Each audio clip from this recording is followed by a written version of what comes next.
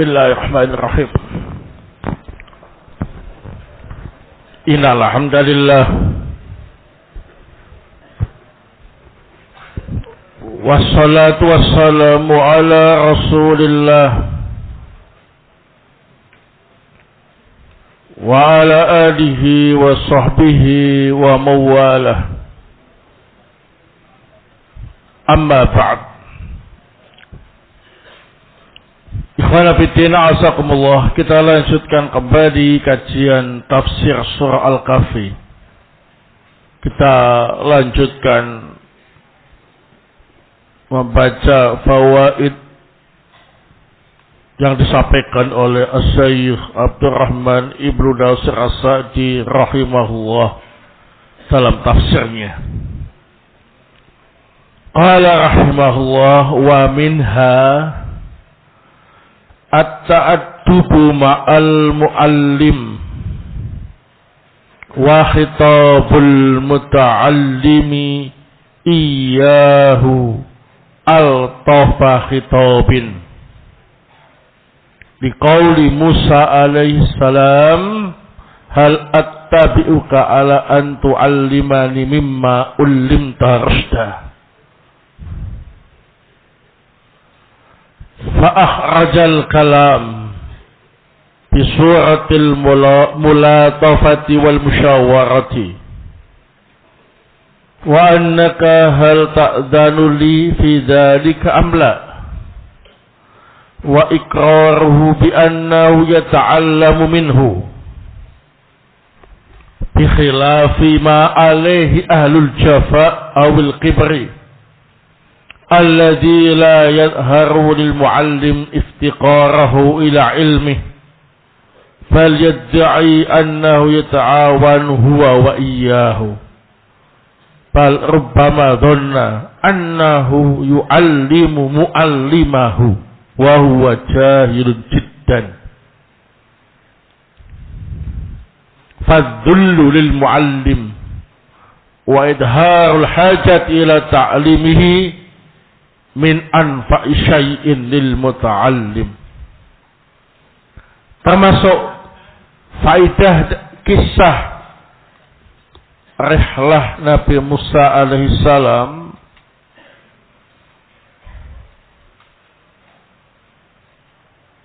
memiliki sopan santun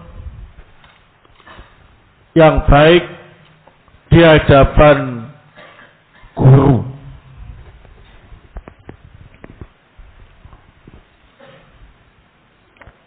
Bicara dengan guru dengan ucapan yang paling lembut.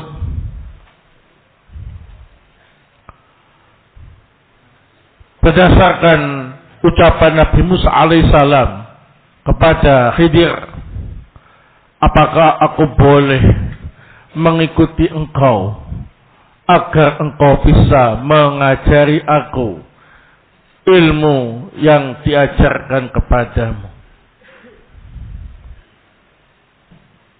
Nabi Musa berbicara dengan cara lemah lembut dan dengan nada minta pertimbangan atau musyawarah.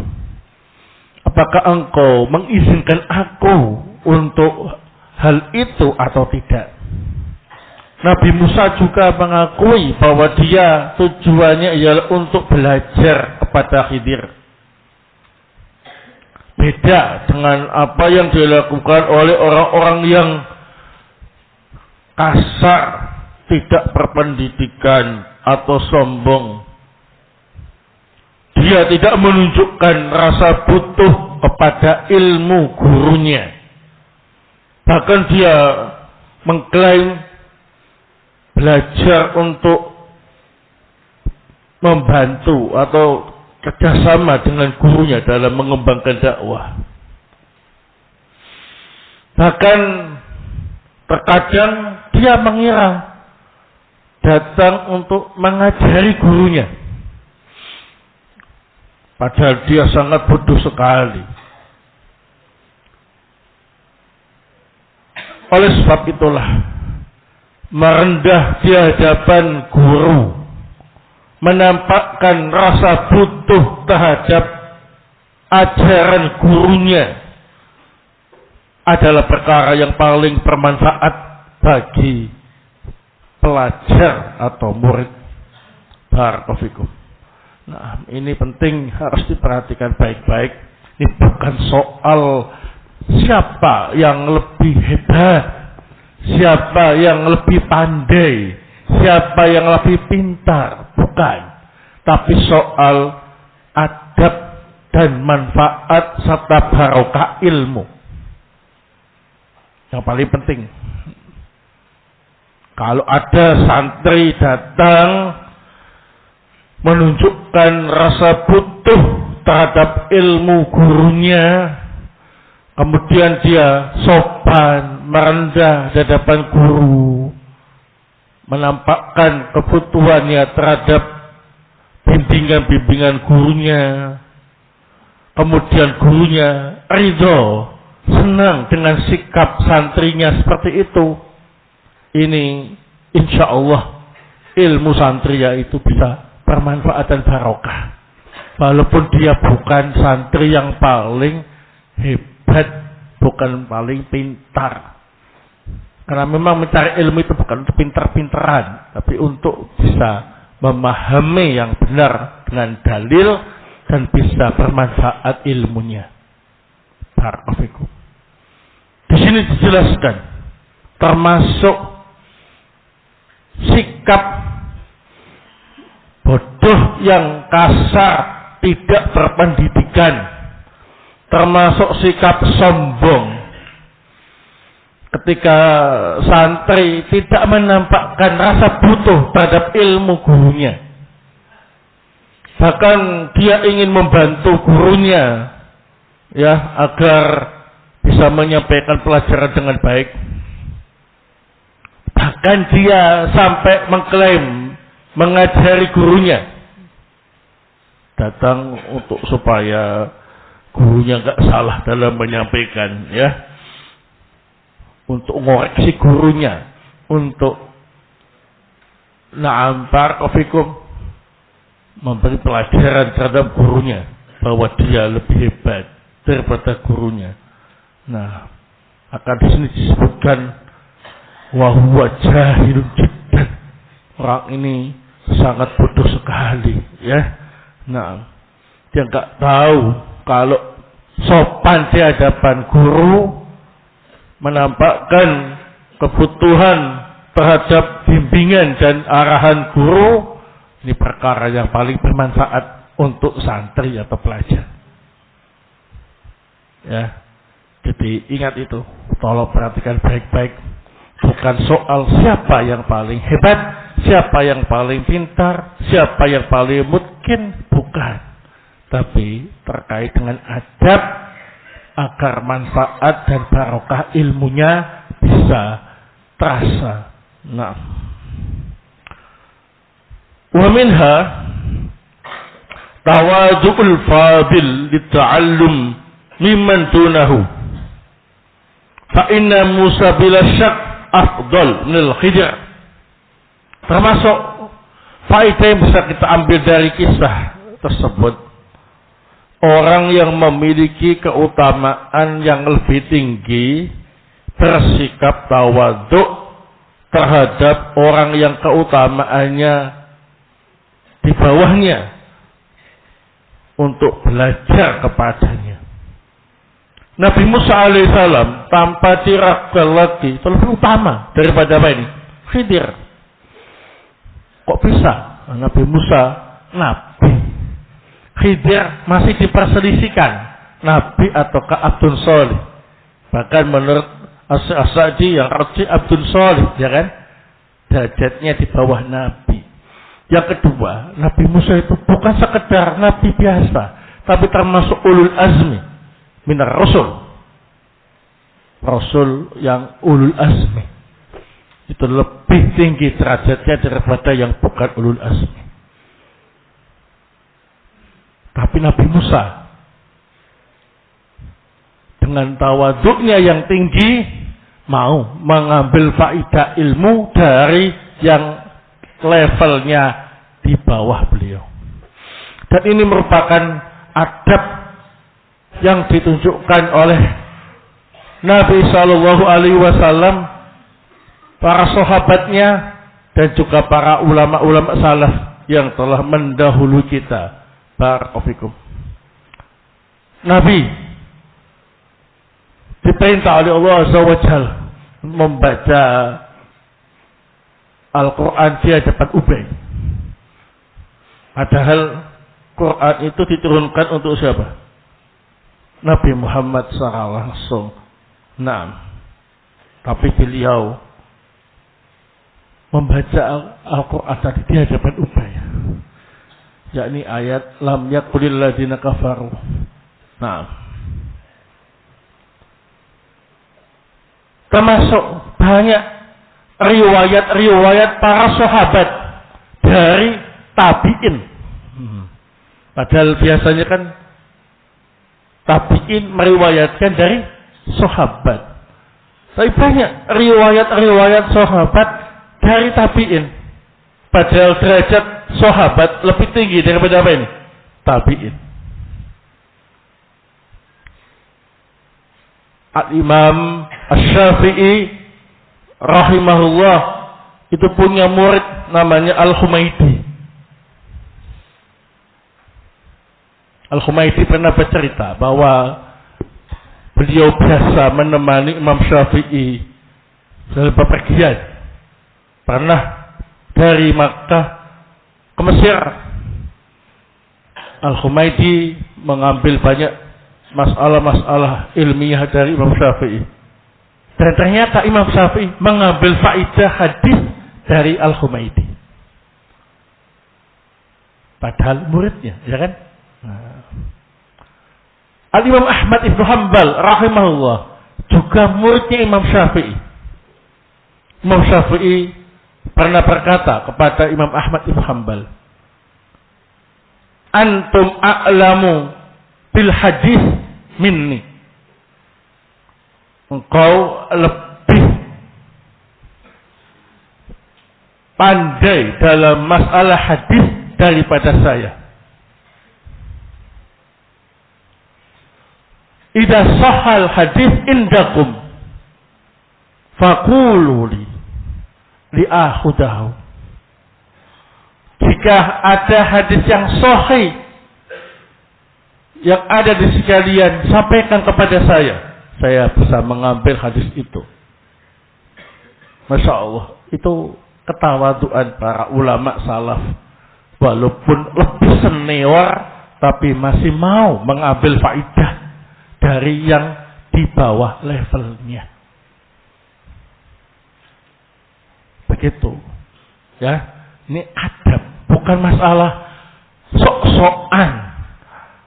Siapa yang paling alim, siapa yang lebih hebat, tidak. Barakallahu. Karena prinsipnya para ulama salaf kita itu ya al-istihad fil ilmi, selalu meningkatkan kualitas ilmunya, sehingga masalah faidah itu diambil dari manapun berasal, walaupun dari muridnya sendiri. Nah, jadi jangan apa ini sok paling pintar sehingga enggak mau ngambil faidah dari orang yang di bawahnya. Nah, barakallahu. Baik. Apalagi gurunya. Yo harus siap mengambil ilmu dari gurunya. Jangan kemudian kok melihat gurunya kurang meyakinkan, ya. Dia lulusan sana, lulusan sini, datang hanya gurunya direndahkan, ya. Enggak mau mendengarkan penjelasannya, enggak pernah mengambil faedah darinya, ditinggal tidur. Kenapa? Dia dulu itu adik kelas saya di pondok yang sana, tapi dia kemudian pindah ke sini jadi ustadz. Saya ke sini jadi santrinya dia, ya. Nah, dulu pernah tak ajar di sana. Terus kenapa? Ya sudah, tak tinggal tidur. Oh, saya lebih senior daripada dia kok. Wah, ini tidak memiliki adab yang baik. Nggak boleh ya. Kan efeknya luar biasa. Orang itu kalau biasa mengambil faidah dari orang yang di bawahnya, ketika dia tergelincir atau mengalami khilaf, salah, ditegur sama santrinya, ditegur oleh orang-orang yang levelnya di bawah, dia biasa mau menerima. Gitu. Tapi kalau nggak biasa seperti itu, merasa paling tinggi di atas angin, kalau enggak yang lebih senior yang menyampaikan nggak mau nerima, ini efeknya sangat dahsyat negatifnya ya. Ketika dia tergelincir, ketika dia salah, ditegur sama santrinya, ditegur oleh orang yang levelnya di bawah dia, nolak, gengsinya muncul, ya. Nah, ini tidak sesuai dengan bimbingan Rasul Shallallahu Alaihi Wasallam dan para sahabat serta para ulama salaf. Nah, jadi kalian harus tawadhu. Tawadhu itu tidak menyebabkan orang semakin rendah derajatnya, tapi justru akan semakin apa ini? Tinggi derajatnya. Semakin berwibawa, semakin apa ini? Memiliki karisma, semakin dihormati. Tidak malah apa ini? Direndahkan. Tapi kalau sombong, angkuh, ujub, gak mau menerima faidah dari yang di bawahnya, ini gak semakin tinggi derajatnya, akan semakin rendah. Apalagi saat dia jatuh, ya semakin diinjak-injak ya. Nah, kenapa? Tinggi, jatuh. Nah, jatuhnya sakit ya. Nah, sekalian diinjak-injak. Nah, sebab ujub dan kesombongannya. Barakallahu. Wa minha ta'allumul alim al-fadil lil ilmi alladhi lam yatamahhar fihi mimman mahira fihi wa in kana dunahu fil ilmi bidarajatin katsirah. فإن موسى عليه السلام من أولي الأزم من المرسلين الذين منحهم الله وأعطاهم من العلم ما لم يعط سواهم ولكن في هذا العلم الخاص كان عند الخضر ما ليس عنده فلهذا حرص على التعلم منه فعل هذا لا ينبغي للفقيه المحدث idza kana qasiran fi ilmin nahwi aw bisarfi aw nahwi min ulum alla yata'allamahu mimman mahira fi wa illam yakun muhaddisan wala faqihan. Termasuk faidah yang bisa kita ambil dari kisah ini, seorang alim yang punya kedudukan tinggi dalam masalah ilmu, tetapi ilmu yang lain dia tidak mahir, maka dia dianjurkan untuk belajar kepada yang mahir tentang masalah itu, sekalipun secara keilmuan di bawahnya, ya jauh di bawahnya, bidarajatin kasir, levelnya jauh di bawahnya. Sungguh Nabi Musa alaihissalam termasuk ulul azmi dari kalangan Rasul yang Allah beri mereka ilmu yang tidak diberikan kepada selain mereka. Akan tetapi ilmu ini khusus Allah berikan kepada Khidir yang tidak dimiliki oleh Nabi Musa, sehingga Nabi Musa semangat untuk belajar dari Khidir. Oleh karena inilah pakar fikih, pakar hadis, kalau tidak mampu menguasai ilmu nahwu, ilmu sharaf atau yang semisalnya dari ilmu yang lain, maka jangan sampai dia tidak mau belajar dengan orang yang ahli dalam masalah itu, sekalipun bukan muhaddis, bukan faqih. Nah, begitu ya. Jadi di sini ikhwan fillah azakumullah, prinsipnya adalah menambah ilmu, ya. Jangan sampai ilmu kita ini semakin menyusut, tapi hendaklah kita punya semangat dan tekad ilmunya semakin meningkat, ya. Jadi kalau kita tidak menguasai salah satu ilmu, tapi ada yang menguasai, maka kita hendaknya belajar kepada dia. Sekalipun dia itu secara keilmuan levelnya di bawah dia, tapi dia punya ilmu yang dia mahir dalam masalah itu. Dicontohkan di sini, seorang pakar fikih, faqih, pakar hadis, al-muhaddis, tapi lemah dalam masalah ilmu nahwu, ilmu sharaf. Maka jangan sampai kemudian dia enggak mau belajar nahwu sharaf. Ya, tapi belajarlah nahwu sharaf biar lebih mantap. Walaupun yang menguasai ilmu nahwu sharaf itu bukan pakar fikih, bukan pakar hadis. Enggak masalah, ya. Nah, sebagaimana Nabi Musa itu pakar dalam ilmu syariat, tapi ada ilmu khusus yang Allah berikan kepada Khidir, yang mana Khidir ini levelnya di bawah Nabi Musa jauh, tapi Nabi Musa tetap belajar kepada Khidir tentang ilmu tadi. Nah, begitu ya. Berarti ini prinsipnya ialah menambah kualitas ilmu, meningkatkan kualitas apa ini? Ilmu. Walaupun harus belajar kepada orang yang levelnya di bawahnya, tapi dia menguasai ilmu yang tidak kita kuasai. Barakallahu. Nah, demikian.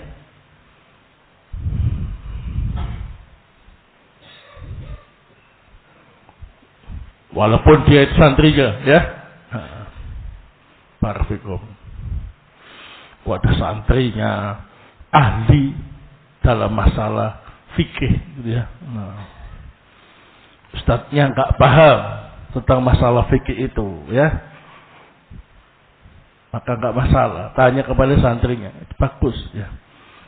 Apa sih hukumnya ini, ya? Oh, nanti aktif belajar fikih, ya. Apalagi fikih apa ini? Muamalah. Terkait dengan bisnis kekinian, ya. Nah,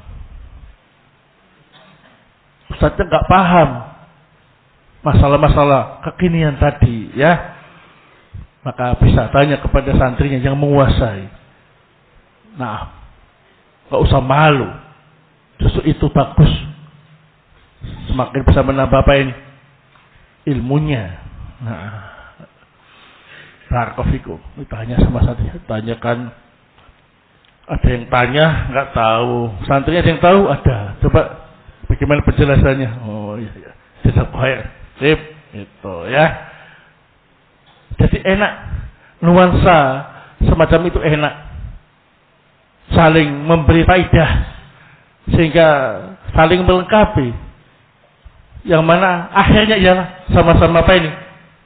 Sempurna. Yang ahli ini melengkapi ke yang lain melengkapi dia, saling melengkapi sehingga sama-sama bisa, ya. Sama-sama bisa, sama-sama jos, ya, mantap. Tapi kalau gengsi-gengsian, ya, saling meremehkan, masing-masing ujub dengan apa yang dimiliki, wah ini persaingannya nggak sehat. Ketika dia nggak paham suatu masalah, dia nggak mau tanya sama orang yang paham. Kenapa? Yang paham itu levelnya di bawah dia. Nggak sudi aku tanya sama dia. Oh, masih MTF kok. Gitu ya. Oh, saya ini sudah takhasusdin kelas 3 mau lulus. Suruh tanya sama anak MTF. Ya, nah. Gengsi. Gitu. Padahal anak MTF paham tentang masalah itu dengan baik. Akhirnya apa? Iya, dia tetap nggak tahu karena gengsinya tadi, ya kan? Nah, kan rugi. Sudah dosa karena ujub. Yang kedua, dia tetap dalam ketidaktahuan dalam masalah itu. Jadi tahu itu enak, mengerti itu enak, bodoh itu gak enak, ya. Nah, begitu. Jadi gak usah gengsian, tanya kepada orang yang ahli dalam suatu masalah yang kita tidak menguasainya, hanya karena dia levelnya di bawah kita. Qala rahimahullah wa minha idafatul ilmi wa ghairihi minal fadail lillahi ta'ala wal iqrar bidzalik wa syukrullahi 'alaiha liqaulihi tu'allimani mimma ullimta ay mimma 'allamakallahu ta'ala. Termasuk faedah yang bisa kita ambil dari faedah kisah ini, menyandarkan ilmu atau yang lain dari keutamaan-keutamaan kepada Allah Ta'ala. Mengakui hal itu, bersyukur kepada Allah atas hal itu. Karena Nabi Musa berkata, engkau bisa mengajari aku ilmu yang diajarkan kepadamu, yakni apa yang Allah ajarkan kepadamu berupa ilmu. Nah, jadi kita ketika diberi oleh Allah Ta'ala kemampuan menguasai ilmu ini, menguasai ilmu itu, jangan lupa mengatakan hadza min fadli Rabbi, ya. Ini adalah karunia dari Rabbku. Jangan ya siapa dulu dong saya, ya. Ini ilmu tidak dihasilkan secara gratis, Mas. Ini perjuangan saya sampai semacam ini, ya. Nah, jangan seperti itu. Seolah-olah dialah yang mendatangkan ilmu tadi. Padahal itu adalah karunia dari Allah Subhanahu wa Ta'ala. Hadza min fadli Rabbi. Dapat rezeki juga demikian. Gak usah bangga-banggakan kemampuan dia dalam bisnis, cara dia dalam menawarkan barang dagangan. Gak perlu. Yang penting ialah pengakuan itu adalah dari Allah. Hadza min fadli Rabbi. Begitu, ya. Nah, demikian. Qala rahimahullah wa minha anna al-ilma an-nafi' wal ilmul mursyid ila al-khair. Faqul ilmin yakunu fihi rusdun wa hidayatun li turkil khair wa tahdhir an tariqis syarr aw wasila ila dzalik fa innahu min al-ilmi an-nafi' wa ma siwa dzalika fi fa imma yakuna dharan aw laysa fi faidah liqaulihi an tu'allimani mimma ullimta rusda. Di antara faidah kisah ini bahwa ilmu yang bermanfaat itu ialah ilmu yang bisa membimbing ke jalan yang baik. Setiap ilmu yang di dalamnya menjadi pedoman dan petunjuk ke jalan yang baik, mengingatkan kita agar menjauhi jalan yang jahat atau sarana-sarana yang bisa mendukung hal itu, maka ini termasuk ilmu yang bermanfaat. Adapun selain itu, maka bisa jadi ilmunya madharat, bisa jadi ilmunya tidak berfaedah. Berdasarkan ucapan Nabi Musa, engkau mengajari aku apa yang diajarkan kepadamu sebagai petunjuk untuk kita ikuti, ya. Nah, demikian. Jadi intinya ialah ilmu yang bermanfaat, bukan banyak-banyakan, ya. Ilmu yang menyebabkan kita ini semakin baik, enggak semakin jelek. Ilmu yang menyebabkan kita menempuh jalan kebaikan, menjauhi jalan kejelekan. Tidak malah sebaliknya. Ilmu yang menyebabkan kita semakin bagus ibadahnya, semakin bagus akhlaknya, semakin bertakwa kepada Allah Subhanahu wa taala, itu ilmu yang bermanfaat.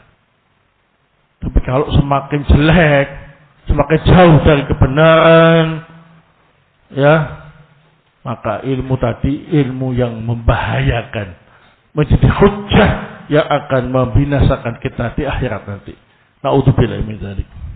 Ya, oleh sebab itulah kita harus sering memohon kepada Allah Subhanahu wa taala ilmu yang bermanfaat. Allahumma inni as'aluka ilman nafi'a wa rizqan thayyiba wa amalan mutaqabbala. Ya Allah, aku memohon kepadamu ilmu yang bermanfaat, rezeki yang baik dan amal yang diterima. Ya. Nah, barakallahu fikum.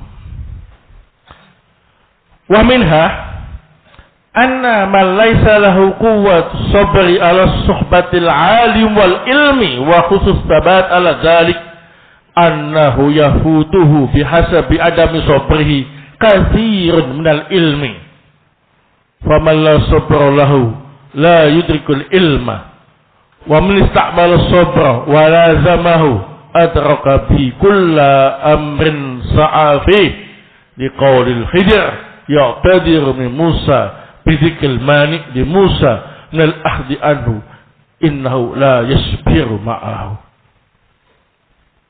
Termasuk faedah kisah ini, orang yang tidak memiliki kekuatan sabar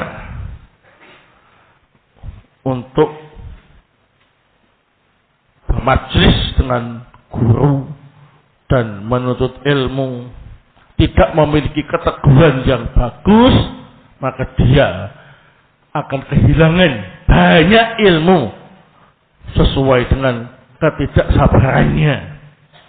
Barang siapa yang tidak sabar, maka dia tidak akan bisa mendapatkan ilmu yang dicita-citakan.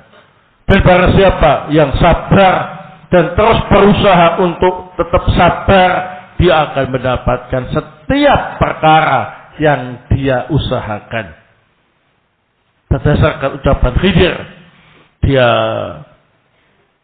minta udzur, tidak bisa menerima Nabi Musa dengan alasan Nabi Musa tidak mungkin sabar bersamanya. Ya, baik, demikian. Nuntut ilmu itu butuh kesabaran, Mas ya. Kalau enggak sabar, ya enggak dapat ilmu. Sabar. Nah, meninggalkan rumah, ya. Sabar jauh dari orang tua. Sabar sumpah semua di pondok karena banyak orangnya. Semuanya serba antri, ya. Sabar. Kondisi alamnya panas, banyak nyamuk, ya. Airnya gurih, ya. Nah, ditambah lagi kirimannya sering macet. Nah, sabar, ya. Ditambah lagi gurunya galak-galak.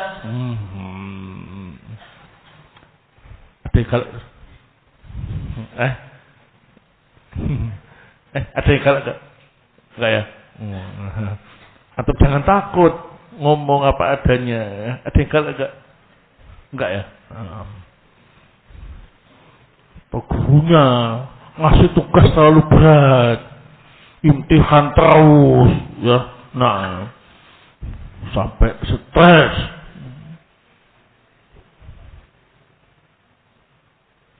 Sabar. Kalau sabar, insya Allah akan diberi oleh Ta'ala karunia ilmu yang diinginkan. Tapi kalau nggak sabar, wah, banyak ilmu yang diapain, luput, nggak didapatkannya. Nabi Musa kalau sabar, dia akan mendapatkan banyak ilmu yang lain. Sebagaimana yang disampaikan oleh Nabi dalam riwayat ketika menjelaskan tentang kisah Nabi Musa tadi itu. Ibu enggak sabar, cuma 3 ilmu yang didapatkan, ya. Nah, jelas. Sampai selesai, tamat, baru pulang. Sini baru setahun sudah enggak sabar, ya. Nah, belum khatam kok. Udah pamit pulang, enggak balik. Ngapain? Ya di rumah aja Ustaz. Enggak sabar, ya. Nah, ada masalah sama temennya, ngambek pulang, enggak balik. Kenapa? Ya temennya nakal-nakal, gitu. Temennya nakal-nakal, berarti kamu juga nakal berarti, ya. Nah, ya. Temennya yang lain ditanya, kamu nakal enggak? Enggak, Ustaz, dia yang nakal. Ya, nah, ternyata nakal semua. Bedanya dia enggak sabar, Ustaz. Kita nakal tapi sabar. Nah, barakallahu ya. Maksudnya nakal itu usir biasanya, ya. Nah, baik barakallahu, bukan nakal kayak penjahat, bukan, ya. Nah, biasa anak kecil erenyek-erenyek mau pulang, tanya bapaknya, ya kenapa kok pulang, gitu. Temanku nakal-nakal gitu. Siapa yang nakal? Berani-beraninya. Nah, bapaknya tanya, tabayun satu-satu. Kamu nakal enggak? Enggak. Nakal enggak? Enggak. Nakal enggak? Enggak nakal. Nah, berarti anaknya rewel, cari alasan temennya nakal, ya. Nah, atau bodohnya enggak enak sih. Kok seperti bodohku dulu, ya, suka bagi-bagi jajan. Di sini malah jajan diambili. Enggak sabar, ya. Nah, ini tidak bisa mendapatkan ilmu yang dicita-citakan, ya. Nah, begitulah. Sabar, ya. Wasta'inu bis-sabri was-shalah. Minta tolonglah kepada Allah Ta'ala untuk mendapatkan apa yang kita inginkan dengan cara sabar dan sholat. Baik.